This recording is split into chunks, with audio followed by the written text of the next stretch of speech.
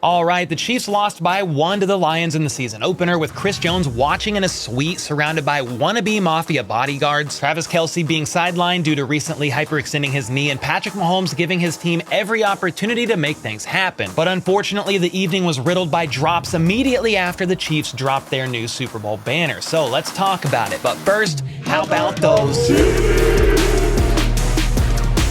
I need everyone to listen up, because after watching last night's game, I think we need to fire Matt Nagy, trade Chris Jones for Terry McLaurin, release Kadarius Toney, and rally together to pay for Travis Kelce to have his legs encased in titanium, because good God, the Chiefs' downfall has begun, and it's only down from here. Just kidding. I'm obviously being sarcastic and using some overreactions I've actually seen online over the past 12 hours or so, and I'm not really going to jump to any wild overreactions in this video. Last night's loss was an ugly one. No ifs, ands, or buts about it. And hats off to the Lions on their W, making it to their first ever Super Bowl. All right, yeah, that was a cheap shot, but grief makes you do unexplainable things at times. And all trolling aside, I predicted this to be a 3-point game, very close down to the wire, which it was. Not a 3-point game, but it was close down to the wire. And I think the Lions have a great thing going for them. They were riding the wave from the second half of last season. They had an absolutely incredible second half of the season. They made some nice offseason additions, and Dan Campbell has absolute stones of granite for going for it on 4th and 2 from their own 18-yard line in the first quarter. I mean, the Chiefs wouldn't even go for it on 4th and 2 on the Lions' 17-yard line in the third quarter. Yes, in the red zone, 4th and 2, they opted to kick a field goal. But I don't blame Andy in some regard, because they actually don't yet know how to convert on short yard situations. Don't believe me? Just look at this doozy of a play, which featured tight end Blake Bell taking a snap for an apparent to be tight end sneak, only to then hand the ball off to Rashee Rice on a jet sweep that got all the way blown up. Plus, on the play prior to that Butker field goal I was referencing, Toney dropped a pass due to what appeared to be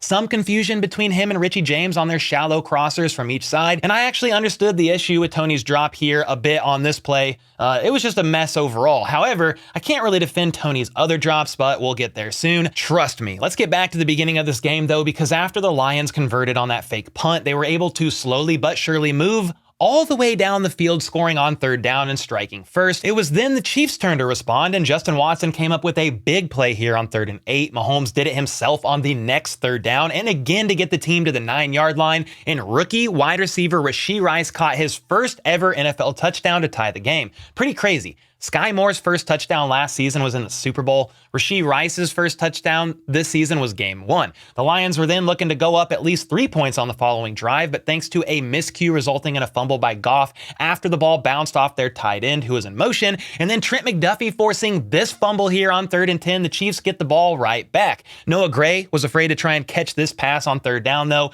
so the Lions got another try, but Mike Danis said, "No, Chris Jones, no freaking problem," wrapping up Goff like a little birthday present. And this takes us near to the end of the half into the Chiefs' most successful drive of the night, for what that's worth. A drive where they moved the ball with ease 82 yards in just a minute and a half, thanks to Rashee Rice getting open with Mahomes extending the play, MVS catching a deep ball and holding onto it through contact, Justin Watson showing that white guys can indeed run fast too, sometimes, and Blake Bell being forgotten on this short touchdown play. A very well executed drive that had the Chiefs up 14-7 at halftime. But this is where the beautiful dream of the NFL being back turned into a bit of a nightmare for Kansas City, because early in the third quarter on 3rd and 6, Kadarius Toney channeled his inner Tyreek Hill and proceeded to gift the Lions a 50-yard pick six, which tied up the game, and this graphic made me laugh. On the next drive, Sky Moore was a bit too short to come up with the ball, but thankfully KC got the ball back shortly after, and Pacheco was one player who had working hands in this game as he caught this pass out of the backfield to help set up a bomb to Justin Watson that was flagged for pass interference. Sadly though, this drive ended on the previously referred to Toney drop, and the Chiefs settled for 3 points. And then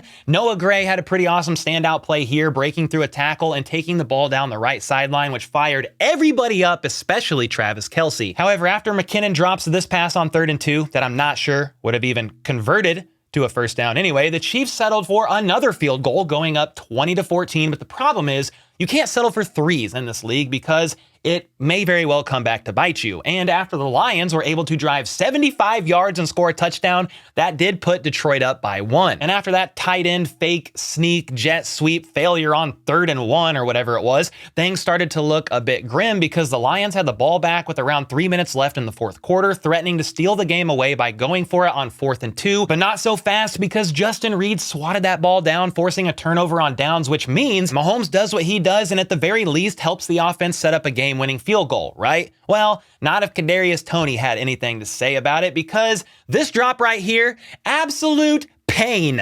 Not only does Toney more than likely get some yards after the catch here, but that puts the Chiefs in field goal range with the ability to take the lead. But hey, that was only 1st down, and on 2nd down, Sky Moore makes a great grab here for like 17 yards, but nope.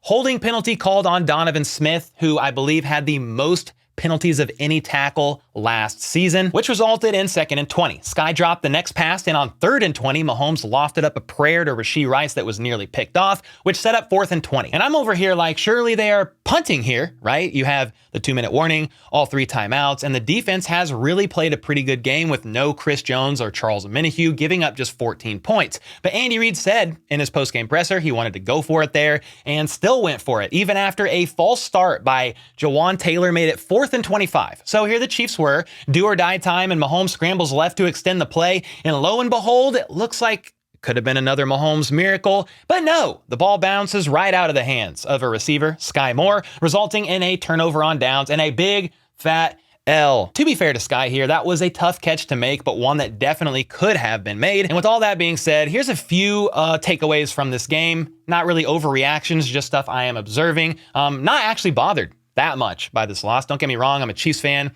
Hate it when the Chiefs lose, all that. But the Chiefs had multiple opportunities to win this game, and the biggest issue, around 8 or so passes being dropped by offensive pass catchers, that's a fixable problem. Don't get me wrong, though. I have some concerns about the wide receiver room, but I honestly need to see more games from them before I hit the panic button, considering Kelce got hurt just 2 days ago before this game. Now, if Kelce doesn't play week 2 after the Chiefs have a mini bye, so 10 days to prepare for a potential no Kelce game, and they look like that again, I will be much more concerned. I think something that concerns me more so than the wide receiver room at the moment is the fact that the Chiefs still seem to struggle pretty heavily on converting in short yardage situations, a problem that was an issue last season as well. And yes, some of these were from drop passes, talking about the Chiefs and their inability to convert on 3rd and short or whatever it was. But sometimes I just wish, for the love of God, they could successfully run the ball vertically this way at times in these situations. And speaking of the run game, that was also an issue. When you have Patrick Mahomes running for as many yards as Isaiah Pacheco and Clyde Edwards-Helaire had all game combined, I don't even care the reasons behind it. It's unacceptable and a definite issue that hopefully gets fixed as the season moves along. I do want to give the O-line a bit more time to sync up as well, considering they have 2 new tackles, but man, without any threat of a run game whatsoever, and Travis Kelce not out there getting double teamed, which opens up plays at times for other receivers, it was definitely a tough night on the offense prior to this game. This is crazy. Mahomes averaged like 37 points a game in season openers. He was 5-0, 18 touchdowns, 0 interceptions, and they scored almost half of his average, 37 points last night. They put up 20. Now, on the other side of the ball, I'm actually pretty happy with the defense, all things considered. McDuffie was able to force a key punt. Mike Dana batted down a pass early in the game and also recorded a crucial sack on 3rd down. Justin Reed batted a Goff pass down on 4th down, resulting in a turnover on downs. And there were other bright spots as well, such as FAU showing some nice flashes, Carl Loftus batting down at least 1 pass as well. Now, was Chris Jones missed at times?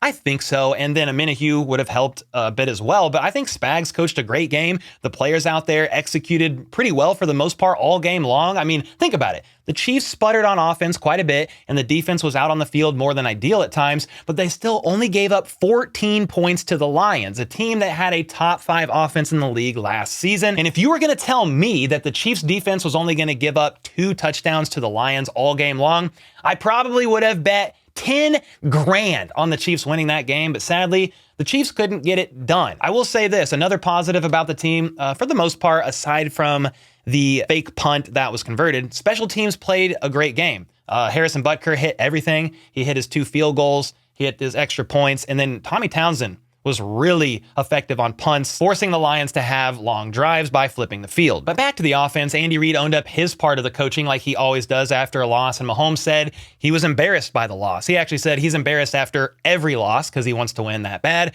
and the team's got to do better as a whole, but he's going to keep firing and giving guys chances no matter what. He did mention the obvious here about Kadarius Toney. Sure, he had a bit of a rough night considering he didn't participate at all in training camp and didn't play a single snap in the preseason, but he still trusts Toney and will keep throwing him the ball, giving him chances. I will say though, I was a bit confused why they kept going back to Toney when it was apparent he was rusty and dealing with confidence issues after repeated drops. Meanwhile, somebody like Justin Ross only played 6 snaps, catching 1 pass for 6 yards.